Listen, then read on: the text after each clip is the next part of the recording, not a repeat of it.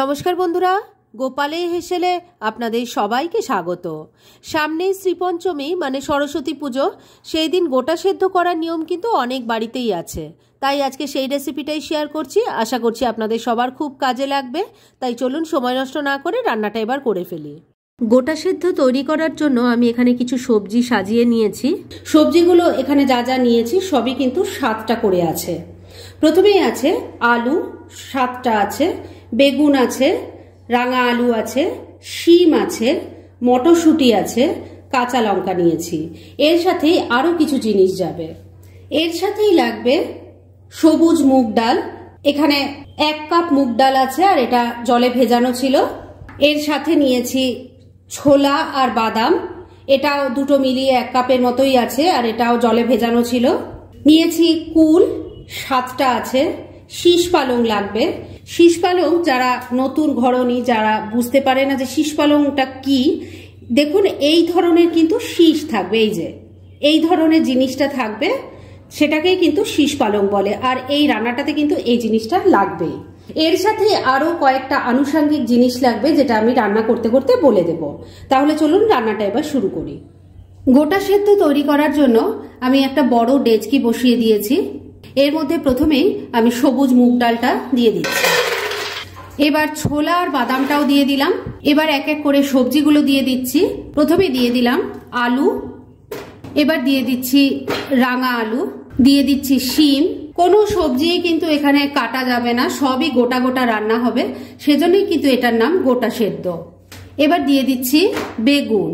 এই বেগুনের ক্ষেত্রে একটা কথা বলে রাখি, বেগুন কেনার সময় একটু দেখে নেবেন বেগুনের গায়ে যেন কোনো ফুটো না থাকে, কেননা ফুটো থাকলেই বুঝতে হবে তাতে পোকা আছে। যেহেতু সবজিগুলো কাটা যাবে না, তাই পোকা থাকলে কিন্তু মুশকিল। তাই বেগুন কেনার সময় খুব ভালো করে দেখে তারপর কিনবেন। এবার দিয়ে দিচ্ছি মটরশুঁটি আর কাঁচা লঙ্কা। এবার পরিমাণ মতো জল দিয়ে দেব। এই জলটা কিন্তু প্রথমেই যা দেওয়া দিয়ে দিতে হবে, বারবার ঢাকা তুলে জল কিন্তু দেওয়া যায় না, তাই প্রথমেই একটু চেষ্টা করবেন বেশি করে জল দিয়ে দেওয়ার। আমি প্রায় 3 মগ জল দিয়ে দিয়েছি। এবার গ্যাসটা জ্বালিয়ে দিচ্ছি।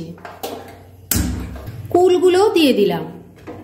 আর এখানে যারা মনে করছেন যে এটা প্রেসার কুকারে করে নেবেন, এক্ষেত্রে বলে রাখি এটা যখন ঠাকুরের উদ্দেশ্যে তৈরি করবেন তখন কিন্তু সেটা প্রেসার কুকারে তৈরি করা যায় না, কড়াই বা ডেচকিতেই করতে হয়।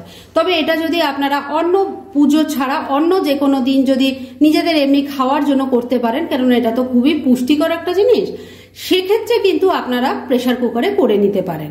এবারে এর মধ্যে দিয়ে দিচ্ছি 1 চামচ গ্রেট করা আদা, দিয়ে দিচ্ছি 3টে শুকনো লঙ্কা, স্বাদ মতো নুন দিয়ে দিচ্ছি, 1 চামচ চিনি দিয়ে দিলাম, তবে এই চিনি দেওয়াটা কিন্তু একদমই অপশনাল।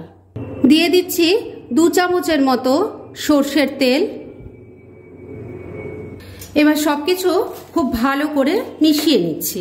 বন্ধুরা, আপনারা আমার রেসিপি দেখার সাথে সাথে আমার ফেসবুক পেজ গোপালের হেসেল, তাতেও ভিজিট করতে পারেন।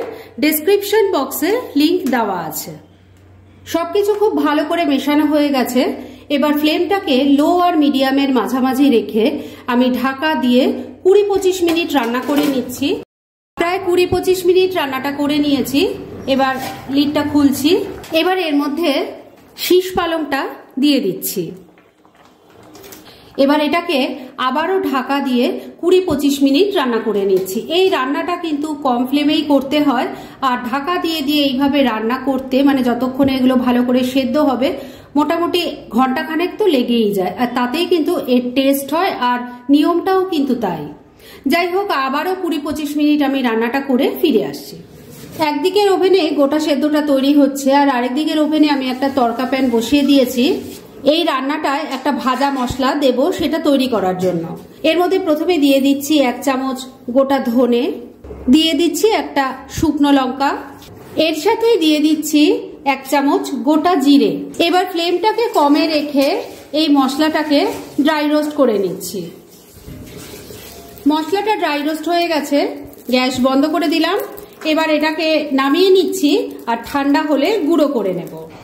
ড্রাই রোস্ট করা মশলাটা গুঁড়ো করে রেখে দিয়েছি, আর এদিকে রান্নাটাও কিন্তু প্রায় 20-25 মিনিট হয়ে গেছে। লিডটা খুলে নিলাম। দেখুন সবকিছু কিন্তু খুব ভালো করে সেদ্ধ হয়ে গেছে। ডাল সবজি সমস্ত কিছু দেখুন, ছোলা মটর সবকিছু খুব ভালো করে সেদ্ধ হয়ে গেছে, তার মানে কিন্তু রান্না মোটামুটি রেডি হয়ে এসছে। এবার শুধু ড্রাই রোস্ট করা মশলাটা যেটা গুঁড়ো করে নিয়েছি সেটা দিয়ে দিচ্ছি, মিশিয়ে নিচ্ছি। ড্রাই রোস্ট করা মশলাটা দিয়ে আবারও মিনিট খানেক রান্না করে নিয়েছি। এবার রান্না একদম রেডি, গ্যাস বন্ধ করে দিলাম। এবার মিনিট খানেকের জন্য স্ট্যান্ডিং টাইমে একটু ঢাকা রাখছি আর তারপর সার্ভ করে আপনাদের দেখাচ্ছি।